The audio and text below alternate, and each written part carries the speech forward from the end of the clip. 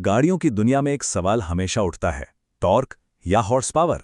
ये दो शब्द सुनने में बड़े भारी लगते हैं, है ना? लेकिन आज हम इस कंफ्यूजन को हमेशा हमेशा के लिए खत्म कर देंगे। तो सवाल यही है, गाड़ी का असली दम किस में है, हॉर्स पावर में या टॉर्क में? चलिए आज इस पहेली को सुलझा ही लेते हैं।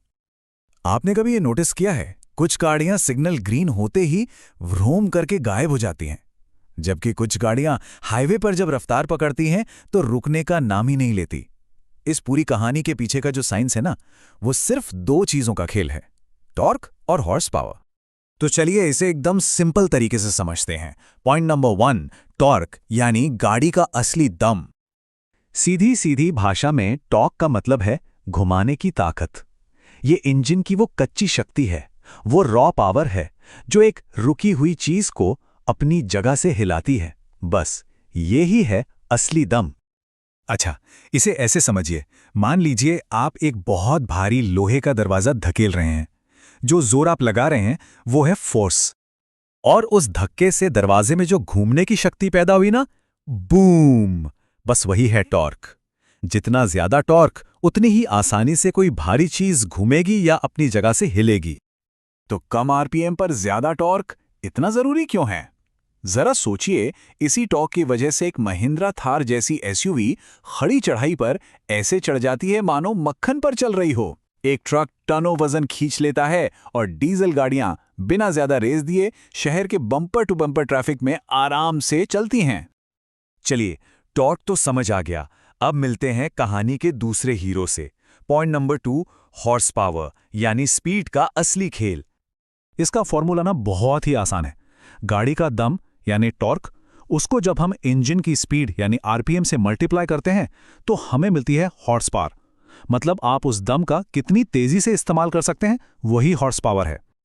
इसे समझने के लिए एक लाइन काफी है। अगर टॉर्क आपको अपनी जगह से हिलाता है तो हॉर्स पावर आपको तेज रफ्तार पर दौड़ाता रहता है। कितना सिंपल है। थ्योरी बहुत हो गई।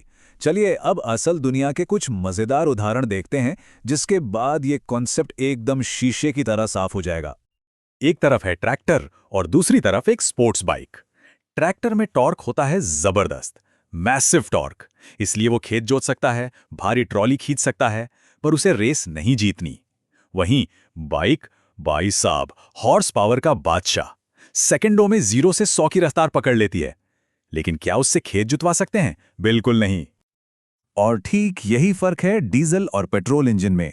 स्कॉर्पियो जैसी डीजल गाड़ियों में कम आरपीएम पर कमाल का टॉर्क होता है, इसलिए उनका शुरुआती पिकअप और खींचने की ताकत लाजवाब होती है। वहीं होंडा सिटी जैसी पेट्रोल गाड़ियां हाई आरपीएम पर ज्यादा हॉर्स पावर बनाती हैं, जिससे वो हाईवे पर और टॉप स्पीड में चैंपियन होती हैं।